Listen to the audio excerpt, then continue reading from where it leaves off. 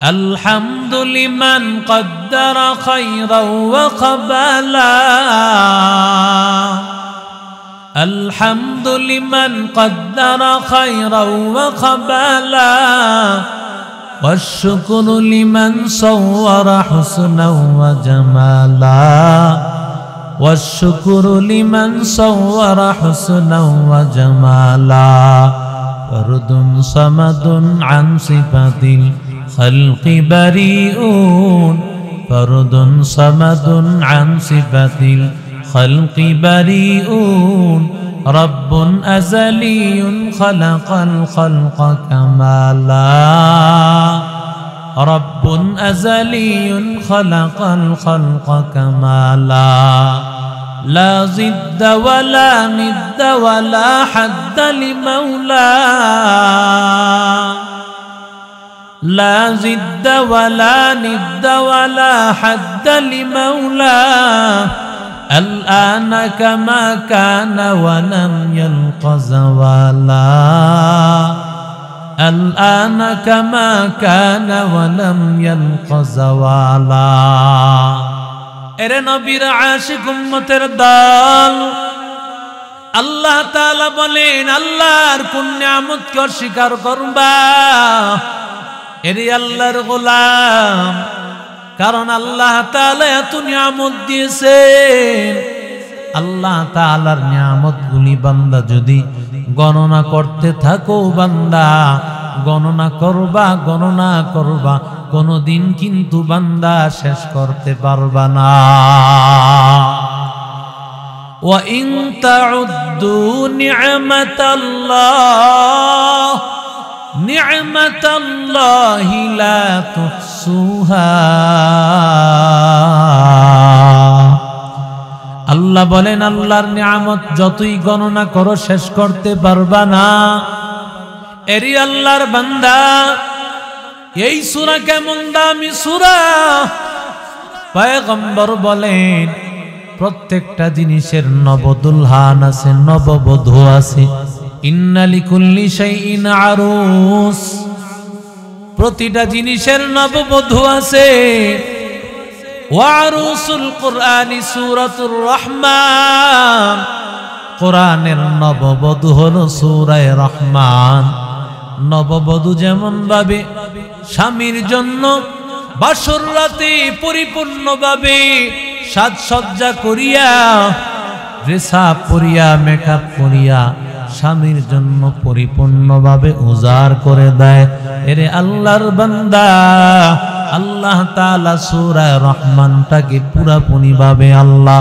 মুমিন বান্দা ওদেরকে আল্লাহ তাআলা দুনিয়ার জমিনে কি কি নিয়ামত আল্লাহ দিবেন আখিরাতে জান্নাতে যাওয়ার পরে আল্লাহ কোন কোন নিয়ামত দিবেন সব নিয়ামতের বর্ণনা দিয়ে আল্লাহ তাআলা সূরা রহমানটাকে আল্লাহ সাজাইছে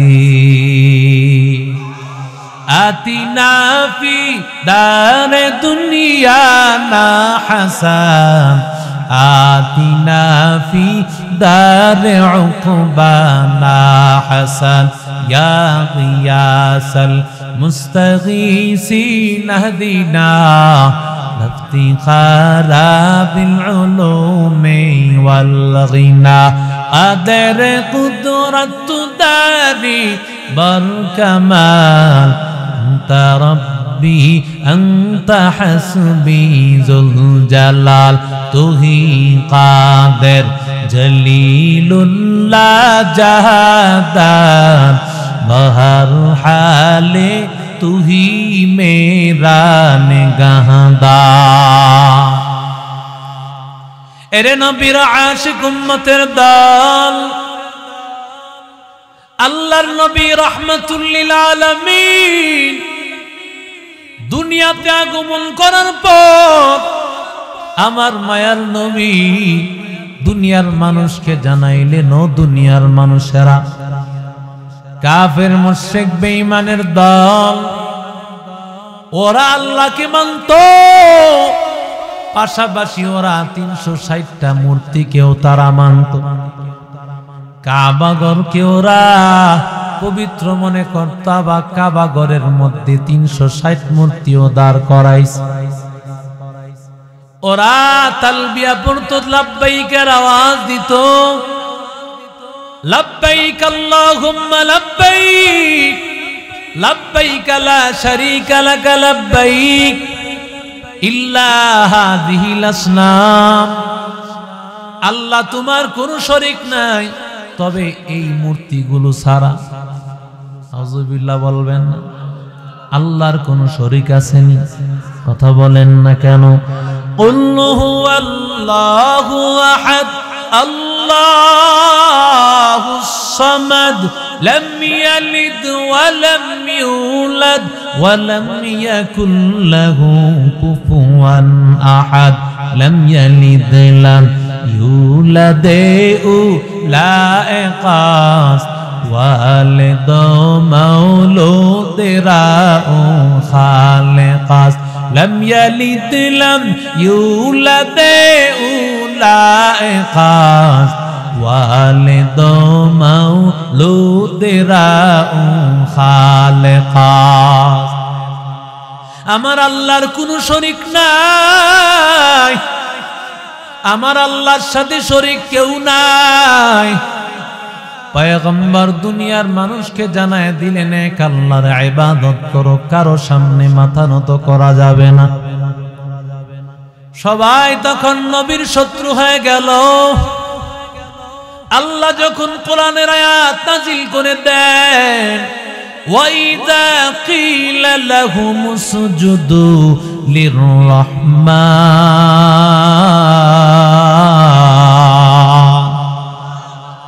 আল্লাহ বলেন তোমরা রহমানের সেজদা করো। এরে আল্লাহর বান্দা, রহমানের সেজদা করো। এই কথা বলার পর মক্কার কাফির বেঈমানের দল ওরা বলল, মুহাম্মদ না বলেছে আল্লাহ ছাড়া কারো ইবাদত করা যায় না, তবে রহমানের কি কারণে সেজদা করব? আল্লাহ ছাড়া যদি রহমানের সেজদা করা যায় তাহলে আমরা আল্লাহ ছাড়া 360টা মূর্তি, লাত, উজ্জাত, মানাত, ওদের মূর্তিগুলোর নাম, এগুলোর পূজা করতে বাধা কোথায়? আনাসজুদু লিমা তা'মুরুনা, তুমি বললেই কি আমরা সেজদা করব? ওয়াজাদাহুম নুফুরা, আল্লাহ বলেন ওরা বুঝে নাই, ওরা মনে করেছে রহমান আলাদা আরেক জিনিসের নাম। ওরা জানে না আল্লাহ যার নাম রহমান তার নাম। কুল ইদউল্লাহ আও ইদউর রহমান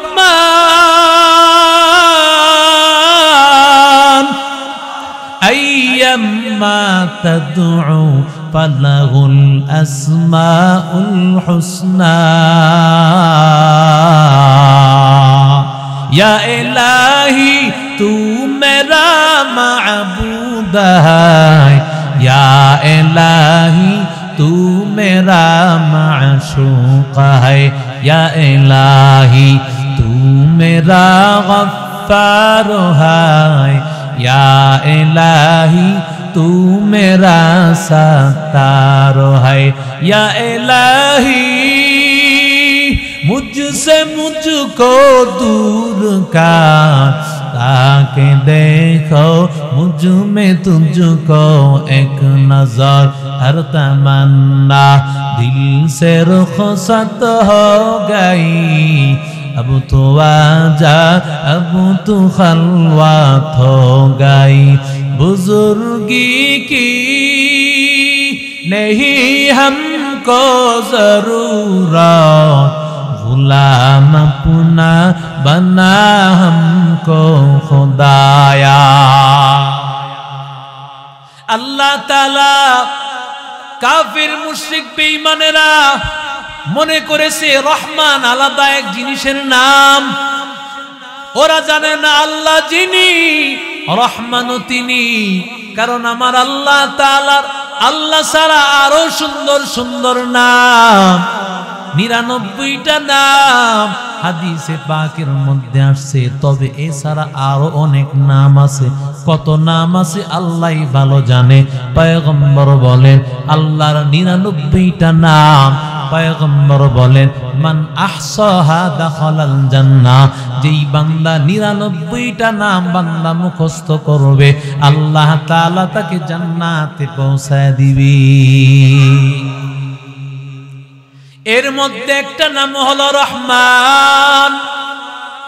এই সূরার শুরুতে আল্লাহ রহমান আর রহমান থেকে নিয়ে গোটা সূরাটা আল্লাহ রহমানের পরিচয় দিয়েছেন। রহমান কে?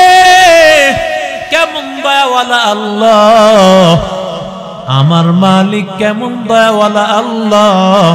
দুনিয়ার মানুষ তো একজন আর একজনকে পায়া দয়া করে, ভালোবাসা দেয়। দুনিয়ার মানুষের মধ্যেও দয়া আছে, ভালোবাসা আছে। আমার আল্লাহর মধ্যে দয়া। আল্লাহর নবী বলেন আল্লাহর জন্য মিয়াতু রাহমা 100 ভাগ রহমত। জাআলা ফিল আরদি রাহমাতান ওয়াহিদা তা'তিফুল ওয়ালিদাতু আলা ওয়ালাদিহা। পয়গম্বর বলেন 100 ভাগ রহমতের 1 ভাগ রহমত আল্লাহ গোটা পৃথিবীতে আল্লাহ ছড়ায় দিয়েছেন। আর ওই 1 ভাগ রহমতের কারণে বান্দা তাকাইয়া দেখো মা তার সন্তানকে কত ভালোবাসি। এরে আল্লাহর বান্দা যুবক, ও চাঁদপুরের মুসলমান, এই 1 ভাগ রহমতের কারণে তাকাইয়া দেখো স্বামী তার বিবিকে কি পরিমাণ ভালোবাসে, বিবি তার স্বামীকে কি পরিমাণ ভালোবাসে। সন্তান মাকে ভালোবাসে, মা সন্তানকে ভালোবাসে। তাকাইয়া দেখো না কত বন্যার মধ্যে প্রাণীটা বন্যার মধ্যে পানিতে ভাসতেছে। একটা প্রাণী, ওর পিঠের মধ্যে বাচ্চা ভাসতেছে। বাচ্চাটাকে পানির মধ্যে ডুবতে দেয় না। নিজে পানি পান করতে করতে মারা যায়, কিন্তু তার বাচ্চাটাকে মারা যাইতে দেয় না, বাচ্চাকে পানি খাইতে দেয় না। এর আল্লাহর বান্দা মুরগিটার দিকে তাকাইয়া দেখ, কেউ যদি ওর বাচ্চাকে ধরতে আসি তার দিকে তারাইয়া আসতে থাকে। বাচ্চাকে হেফাজত করার জন্য মা মুরগিটার ডানাটা যখন উঠাইয়া রাখে অটোমেটিক বাচ্চাগুলো ডানার মধ্যে চলে আসে। हकीकत से तू दुनिया बेखबर है, दुनिया की नुमाइश पर नजर है। नमी गोयाम के अज दुनिया जुदा बाश बहर कारे के बाशी बा खुदा बाश। जिसते दुनिया अज खुदा गाफिल बुदान नहीं कमाशुक नुकरा हो पर जिंदजा। एरे नबीर आशिक उम्मतेर दाल, আমার আল্লাহ কেমন রহমতওয়ালা আল্লাহ। দুনিয়ার মানুষ মা সন্তানকে পায়া ভালোবাসে, না পাওয়ার আগে তো ভালোবাসা আসে না। কথা বলেন না কেন?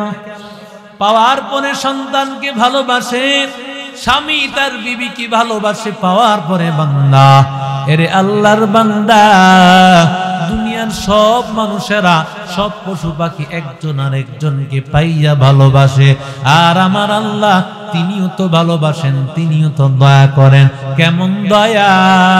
আল্লাহ বলেন বান্দা তুমি দুনিয়ার জমিনে আসার আগেই আমি আল্লাহ দয়া করতে থাকি। কেমন রহমত!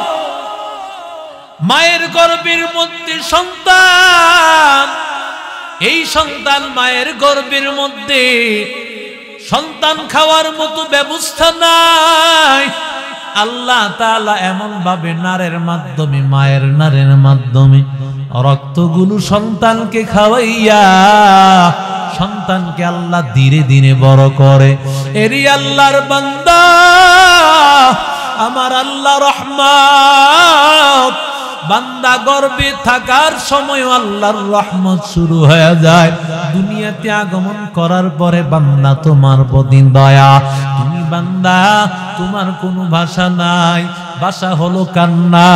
তোমার খাবার প্রয়োজন হইলে তোমার কান্না, তোমার পেশাবের প্রয়োজন কান্না, তোমার ঘুমের প্রয়োজন কান্না। এরি আল্লাহর গোলাম, তোমার কোনো ভাষা নাই। আমি আল্লাহ তাআলা তোমার প্রতি কত দয়া, তোমার প্রতি কত ভালোবাসা। জন্ম লগ্ন থেকে মায়ের গর্ভ থেকে দয়া শুরু করলাম। দুনিয়াতে আগমন করার পর যা কিছু দরকার আমি আল্লাহ কুদরতি ভাবে সব কিছু ব্যবস্থা করলাম। এরি আল্লাহর বান্দা, আস্তে আস্তে বড় হইতেছো, সব ব্যবস্থা আমি করলাম। বান্দা, এমনকি আমি আল্লাহ দয়া করিয়া করিয়া আমি আল্লাহ তোমাকে দুনিয়া থেকে নেওয়ার সময় দয়া দিয়া আমি আল্লাহ নিয়ে গেলাম। আমি আল্লাহ কবরেও তোমার প্রতি দয়া করলাম, দয়া দিয়ে আমি আল্লাহ জান্নাতে পৌঁছায় দিলাম। এরে নবীর আশিক উম্মতির দল, কেমন দয়াওয়ালা আল্লাহ, কেমন দয়ার মালিক, কেমন দয়ার মালিক আমার আল্লাহ। ইব্রাহিম খলিলুল্লাহ, তিনি যখন খাবার খান, ইব্রাহিম খলিলুল্লাহ একা একা খান না, মেহমান নিয়ে খাবার খান। আল্লাহর বান্দা সব সময় অভ্যাস, আল্লাহর বান্দা মেহমান ছাড়া খাবার খেতে পারেন না। আল্লাহর বান্দার কাছে এক মেহমান আসছে, অমুসলিম আল্লাহর বান্দা, মুসলমান না, মেহমানদারি খাবার নিয়ে যখন হাজির, ইব্রাহিম খলিলুল্লাহ কয় বিসমিল্লাহ কয়া খাও। ওই আল্লাহর বান্দা বিসমিল্লাহ কিভাবে করবে? কারণ সে মুসলমান না। আল্লাহর বান্দা কয় না, আমি বিসমিল্লাহ পড়ব না। বিসমিল্লাহ যদি না পড়ো তোরে খাবারও দিব না। আল্লাহর বান্দাকে খাবার দিল না, খাবার না দিয়া তারাইয়া দিল। তারাইয়া দেওয়ার পর ওদিক দিয়ে আল্লাহ তাআলা জিবরিল আলাইহিস সালাতু ওয়াস সালামকে পাঠায়া দিয়েছেন। আল্লাহ তাআলা ডাক দিয়া বলেন, ও ইব্রাহিম খলিল, আল্লাহ আপনার কাছে সালাম জানাইছেন, আল্লাহ সালাম দিয়েছেন। আপনি আল্লাহর বান্দাকে তাড়াইয়া দিয়েছেন, তারে খাবার দিলেন না কেন? কয় বিসমিল্লাহ পড়ে নাই, আল্লাহর নাম নেয় নাই, এই জন্য আমি তাড়াইয়া দিয়েছি। এরি আল্লাহর বান্দা, আল্লাহ ডাক দিয়া বলেন, ও ইব্রাহিম, তুমি তাকে তাড়াইয়া দিয়েছো কেন? তাড়াইয়া দিয়েছো আল্লাহর নাম না নেওয়ার কারণে। আমি আল্লাহ তাআলা আজকে কত বছর যাবত, 50-60 বছর যাবত আল্লাহর বান্দা, আমি আল্লাহকে একদিনও তো আল্লাহ বলে ডাক দেয় নাই। আমি আল্লাহকে একদিনও আল্লাহ বলে ডাকি নাই। এরপরও আমি আল্লাহ ওর খাবার বন্ধ করি নাই। আমি আল্লাহ ওর বাতাস বন্ধ করি নাই, ওর থাকার ব্যবস্থা বন্ধ করি নাই। সব সম্মান দিলাম, থাকার ব্যবস্থা করলাম। ও ইব্রাহিম, তোমার সামনে বিসমিল্লাহ না পড়ার কারণে তুমি তারে খাবারের প্লেট থেকে উঠাইয়া দিলা। আমি আল্লাহ বললাম, তাড়াতাড়ি ওই মেহমানকে আনো। যদি আমার আল্লাহ তাআলার মহব্বত পাইতে চাও, তাড়াতাড়ি ওই আল্লাহর বান্দাকে নিয়ে আসো। ইব্রাহিম খলিল পাগল, কোথায় পাবেন? তালাশ করার জন্য দৌড়াইতেছে, কোথায় তারে পাবে, তারে পাওয়ার জন্য দৌড়াইতেছে। আল্লাহর বান্দা তালাশ করতে করতে করতে করতে হঠাৎ পায়া গেল। ডাক দিয়া বলে, ভাই তোমার বিসমিল্লাহ পড়া লাগবে না, তুমি আমার ঘরে একটা বেলা খাবার খাইবা, তোমারে আমি পাগলের মতো তালাশ করতেছি। আল্লাহর বান্দা ডাক দিয়া কয়, কেন আমারে তালাশ করতেছো? তুমি না আমারে বের করে দিলা। আল্লাহর বান্দা ডাক দিয়া কয়, আল্লাহ তাআলা বলেছেন তোমারে নাকি মেহমানদারি করে খাবার খাওয়াইতে, কেন আমি তারে তাড়াইয়া দিলাম? আল্লাহর বান্দা ডাক দিয়া কয়, ও ইব্রাহিম, ও নবী, যেই আল্লাহ এমন দয়ার আল্লাহ, যেই আল্লাহ এমন দয়ার মালিক, আমি আল্লাহর জন্য আর নিজেকে দূরে রাখতে চাই না। এখনই আমার কালেমা পড়ায় নাও, লা ইলাহা ইল্লাল্লাহু ইব্রাহিম খলিলুল্লাহ। এরে নবীর আশিক উম্মতের দল, আল্লাহ বলেন আর রহমান আল্লামাল কুরআন খলাকাল ইনসান। আল্লাহ বলেন আর রহমান আল্লামাল কুরআন খলাকাল ইনসান। আল্লাহ বলেন রহমান কে? যিনি কোরআন শিখাইছেন, মানুষ বানাইছেন। আগে তো মানুষের জন্ম, এরপরে না মানুষ কোরআন শিখবে, দিন শিখবে, কথা বলেন না কেন? কিন্তু আল্লাহ তাআলা মানুষের সিস্টেমের বাহিরে আল্লাহ বললেন রহমান তিনি, যিনি কোরআন শিখাইছেন, মানুষ বানাইছেন। ব্যাপারটা কি রে ভাই? এরে আল্লাহর গোলাম, আল্লাহ তাআলা বুঝাইতে চান, এরে আল্লাহর বান্দা, মানুষ হলো দুই ধরনের। জোরে বলেন কয় ধরনের? এক ধরনের হলো জন্মগত মানুষ। জন্মগত মানুষ, হাত পা হয়েছে, আল্লাহর বান্দা হাত পা সবকিছু হয়েছে, এটাই মানুষ। এর জন্য ABCD শিখা লাগে না, সরসরা শিখা লাগে না, আলিফ বা তাসা শিখা লাগে না। তা বলেন না কেন?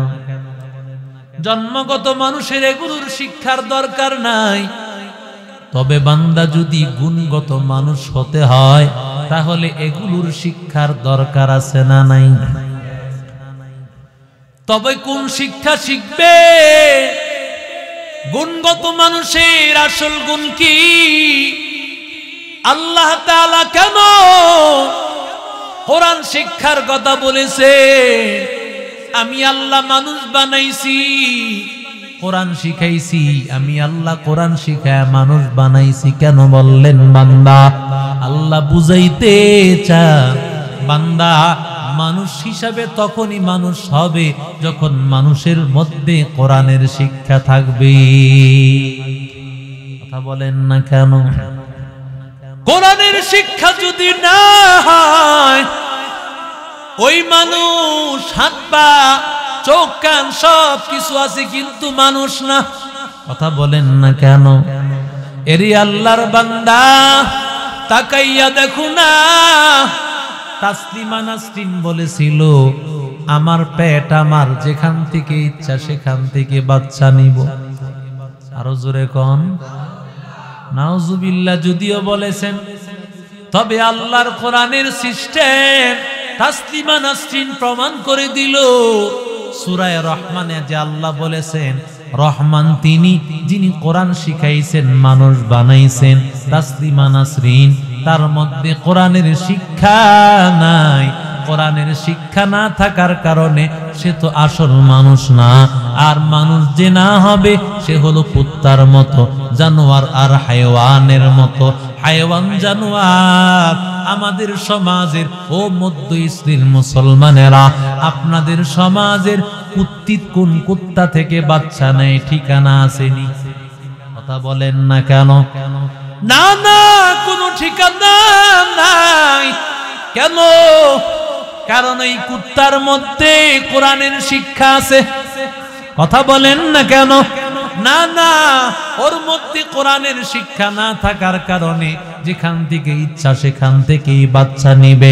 তাসলিমা নাসরিন প্রমাণ করে দিল, আমার মধ্যে কোরআনের শিক্ষা না থাকার কারণে আমিও ওই কুত্তির মতো, কুত্তির যেমন বাচ্চা নেওয়ার কোনো ঠিকানা নাই, আমিও তেমন ভাবে বাচ্চা নিব, ঠিকানা লাগবে না। তুকু যাও সুন্নতে আহমদ, তুকু যা বা মোহাম্মদ কই বুয়াত নিসবতরা কারে শাইত মি কুনি নামতওয়ালি গরওয়ালি লানতাস্তাই বরওয়ালি हमसुरात हमसिराते मुस्तफा तमामी हालेयुकुन इत्तिबाए सुन्नते खैरुल बशर हीरे लाजिम ताबुयाबी आए पैसा। এরে নবীর আশিক উম্মতের দল, এরি আল্লাহর বান্দা যুবক, মানুষের আসল গুণ কি? যদি বলো মানুষের আসল গুণ হলো বেশি খেতে পারা, তাহলে তোমার চাইতে বড় মানুষ হলো গরু। তা বলেন না কেন? গরু আপনার চেয়ে কম খায় না বেশি খায়? আরো আসতে কন। যদি খাওয়া মানুষের গুণ হয়, গরু মানুষের চাইতে বড় মানুষ হবে। যদি বলো বান্দা ঘুমানো মানুষের গুণ, তাহলে তোমার চাইতে বড় মানুষ হবে গাধা। কথা কন না কেন? কারণ গাধা তোমার চেয়ে অনেক বেশি ঘুমাইতে পারে। এরে বান্দা যদি বলো বাচ্চা জন্ম দিতে পারা এটা মানুষের গুণ, তাহলে তোমার চাইতে বড় মানুষ হবে কুত্তা। কথা বলেন না কেন? কারণ কুত্তা বছরে ৫-৭টা করে বাচ্চা দেয়। এরি আল্লাহর বান্দা যুবক, তাহলে মানুষের আসল গুণ কি? মানুষের আসল গুণ হলো ইবাদত করা। ওয়ামা খালাকুতুল জিন্না ওয়াল ইনসা ইল্লা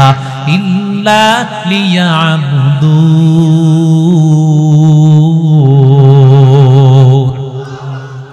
আল্লাহ বলেন, আমি আল্লাহ মানুষকে বানাইছি ইবাদত শিখার জন্য, আর ইবাদত শিখার মাধ্যম হলো কোরআন শিক্ষা করা। কথা বলেন না কেন? কোরআন শিক্ষা ছাড়া নামাজ কেমনে পড়তে হয় জানা যাবে নি?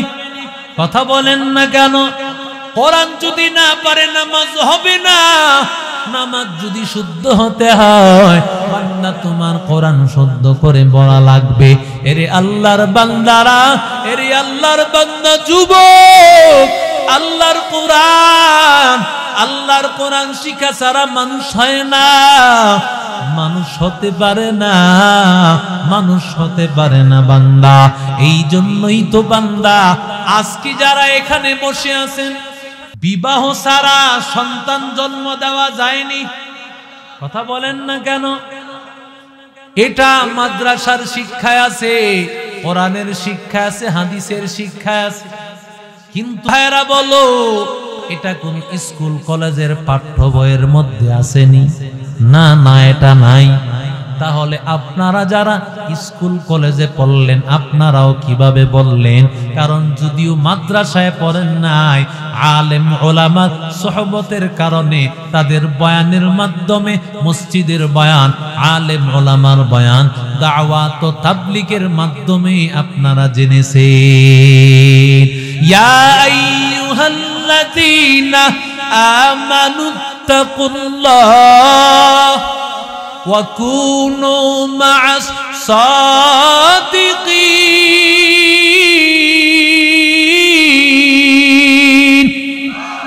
सोहबते सालेह तोरा सालेह कुनात सोहबते ताले तोरा ताले कुनात एक जमाना सोहबते बा औलिया बेहतरज सत साला ताअत बेरिया मैले मोमेन सुये मोमेन मिशावात मैले काफिर सुये काफिर मिशावात।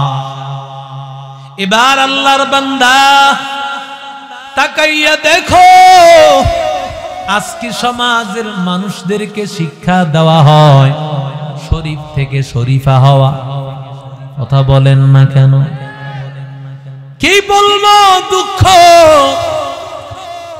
সপ্তম শ্রেণীর বইয়ের মধ্যে একটা দুইটা না, এই বইয়ের মধ্যে তালাশ করলে দেখা যাবে একটার পরে একটা, একটার পরে একটা।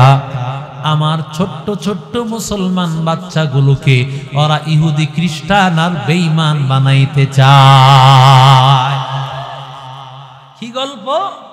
শরীফ থেকে শরীফা মানেটা কি? আল্লাহ আমাকে বানাইছে পুরুষ। কি বানাইছে? পুরুষ বানাইছে, হাত পা সব কিছু পুরুষ। মানুষ, তার নাম হলো শরীফ।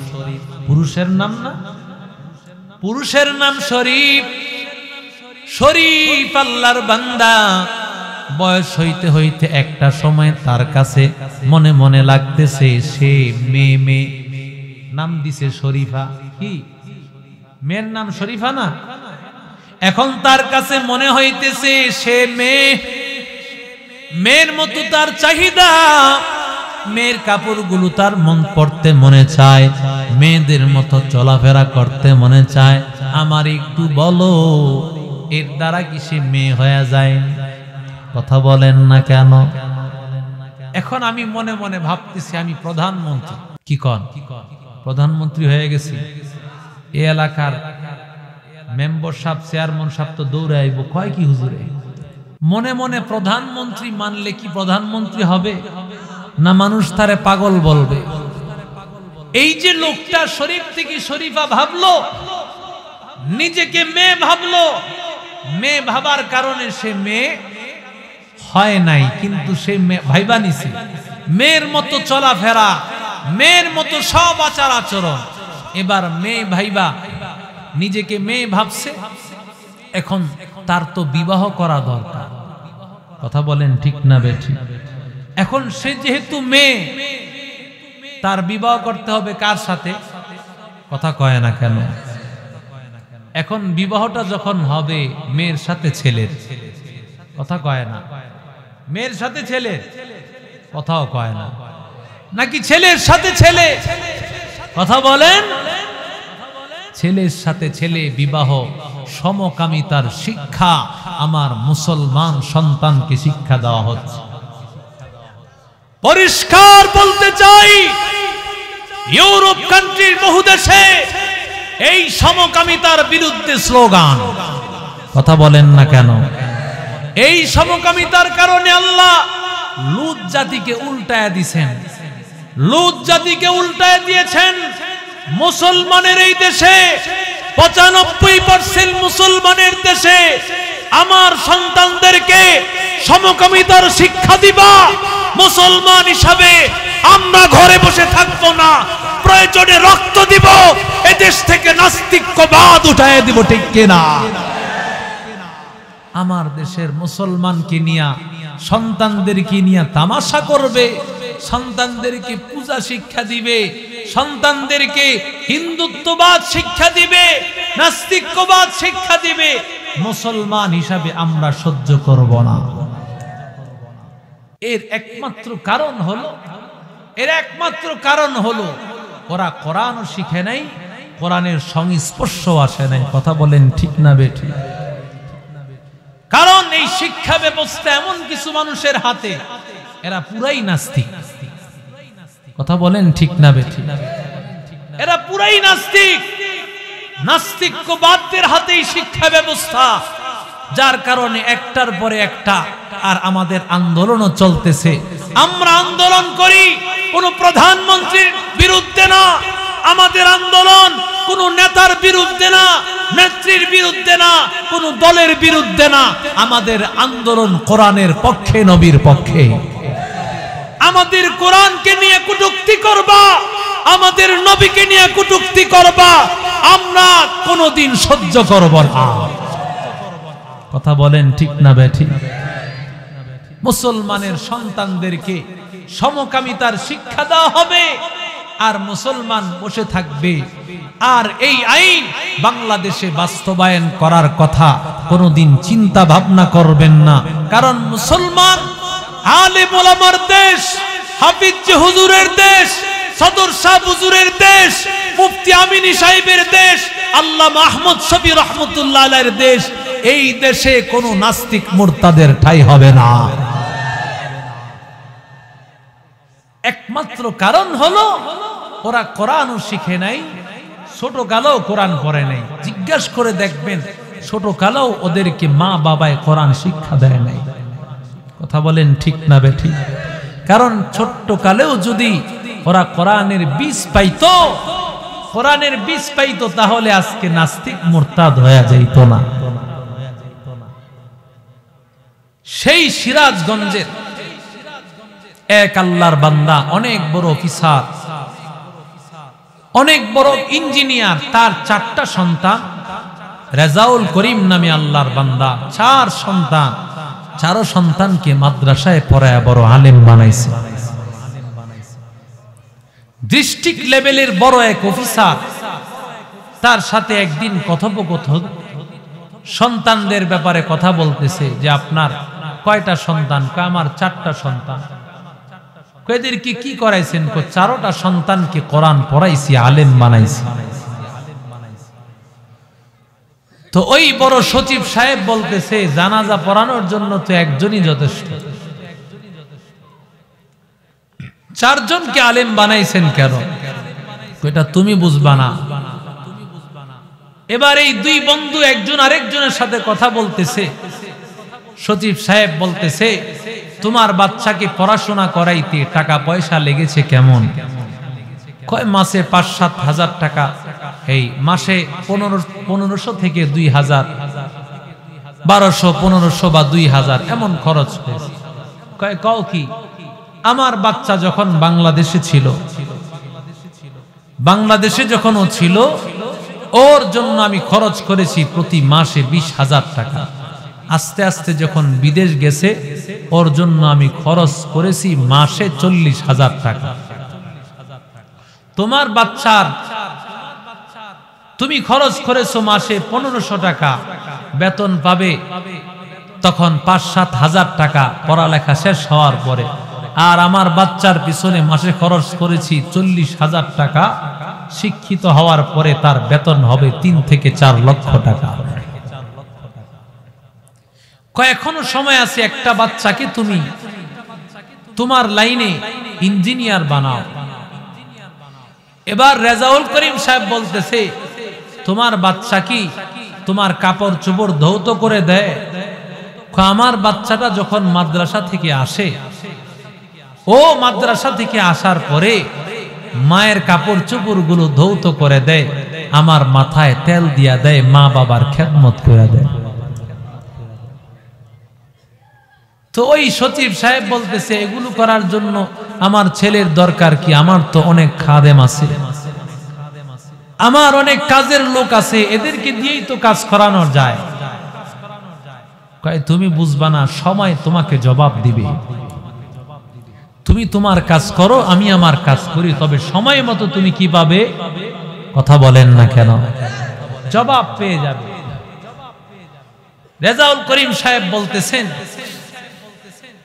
সিরাজগঞ্জের বড় একজন ইঞ্জিনিয়ার, তিনি বলতেছেন বহু বছর পরে এখনো তার 4টা সন্তান ঢাকার মধ্যে বিভিন্ন ট্রাভেলসের কাজ করেন। একদিন হঠাৎ করে ওই লোকটার সাথে, ওই সচিবের সাথে দেখা হয়ে গেছে। বলতেছে, হুজুর, কয় ইঞ্জিনিয়ার সাহেব, আপনি কি আমাকে চিনেছেন? খুব কান্না করতেছে, দেখা খুব কান্না করতেছে। কয়েকদিন আপনার সাথে আমার দেখা হয়েছিল, আপনার ছেলেকে নিয়ে আমার ছেলেকে নিয়ে দুইজনে কথা বলতেছিলাম। হ্যাঁ চিনেছি। এত কান্না করতেছেন কে? তো রেজাউল সাহেব মনে করেছে বড় লোক মানুষ তো বিভিন্ন পেরেশানি হতে পারে, এই জন্য সে কান্না করতেছে। আপনি জানেন আপনার ছেলেকে নিয়ে যখন কথা হচ্ছিল তখন আপনি আমাকে বলেছিলেন যে সময় আমাকে জবাব দিবে। রেজাউল সাহেব সময় আমাকে এমন জবাব দিয়েছে, যেই জবাব শোনা থেকে মরে যাওয়া ভালো ছিল।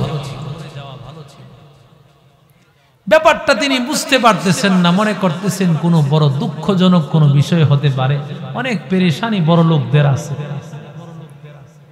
তো বলতেছে আমার সন্তানকে লক্ষ লক্ষ টাকা ব্যয় করে ওকে যখন পড়াশোনা করায় লন্ডন থেকে সে আসছে, পড়াশোনা শেষ করে যখন দেশে আসছে 3 থেকে 3.5 লক্ষ টাকা তার মাসিক বেতন। টাকা পয়সার অভাব নাই, গাড়ি হয়েছে তার, বাড়ি করে দিয়েছি। এবার চিন্তা ভাবনা করলাম তাকে একটা বিবাহ করায় দেওয়া দরকার। আমি চিন্তা করলাম ছেলেটা এত মেধাবী, তার নিজস্ব তো অনেক বুদ্ধি জ্ঞান আছে, তার কাছে একটু পরামর্শ মতামত নেওয়া দরকার।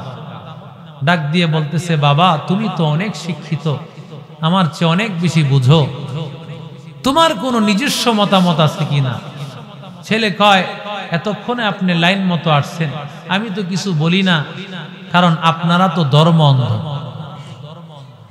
সচিব সাহেব বলতেছেন, তুমি কি বলতেছো আমাকে? তুমি আমাকে ধর্ম অন্ধ বলো? আমার অধীনে বহু সচিব সাহেব কাজ করেন, আমার অধীনে সরকারি অনেক কর্মকর্তারা কাজ করেন, আমি বড় একজন সচিব, তুমি আমারে ধর্ম অন্ধ বলতেছো?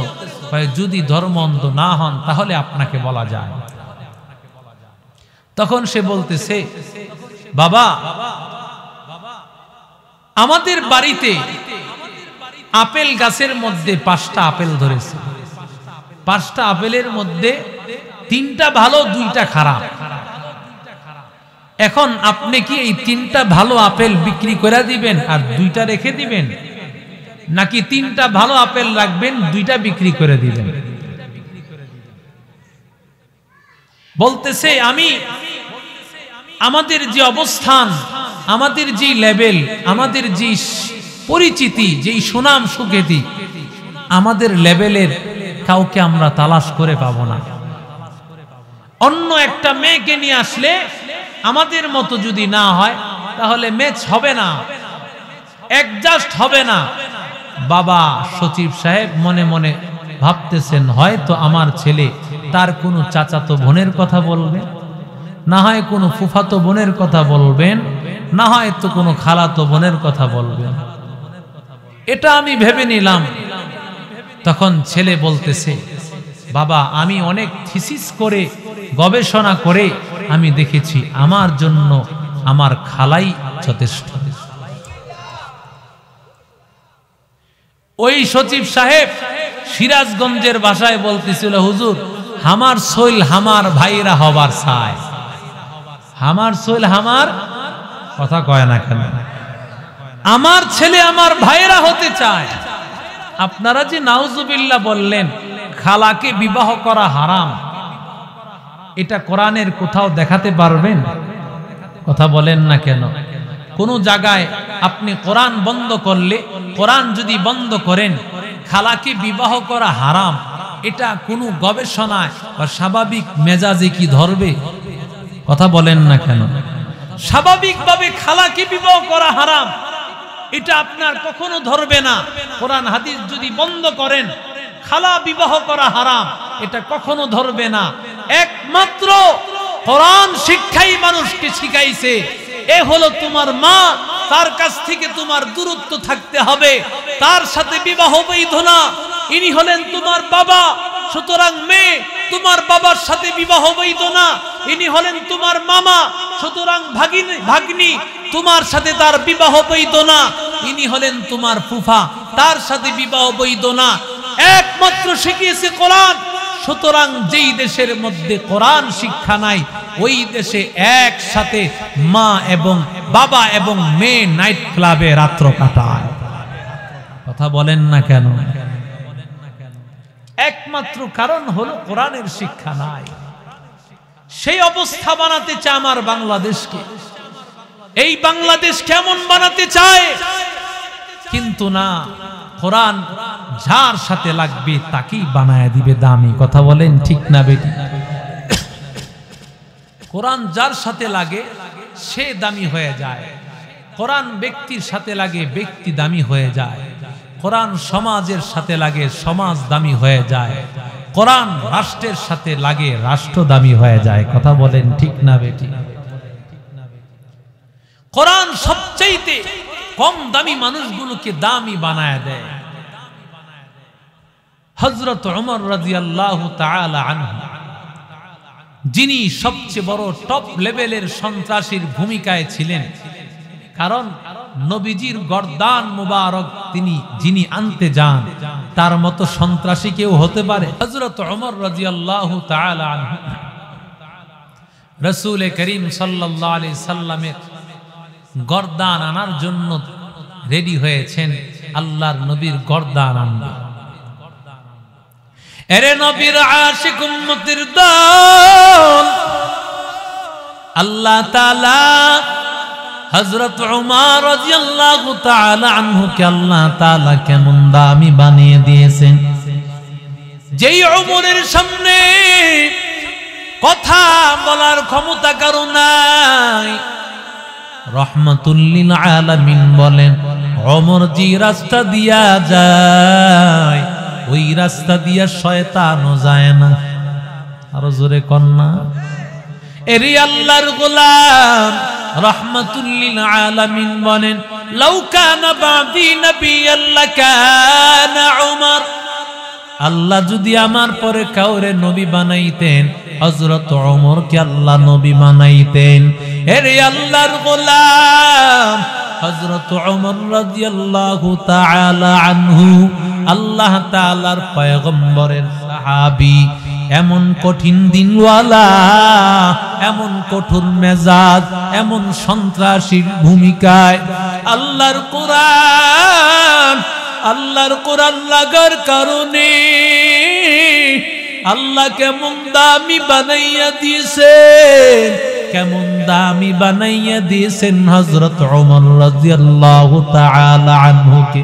এরি আল্লাহর বান্দা ওমর রাদিয়াল্লাহু তাআলা আনহু, তিনি রাতের বেলায় ঘুরিয়া ঘুরিয়া মানুষের খবর নিতেন, মানুষের কি হালাত, তার সমাজে মানুষ কি না খাইয়া আছে নাকি, মানুষ কি কোনো সমস্যার মধ্যে আছে নাকি, তালাশ করে করে অভাবীদের অভাব দূর করতেন।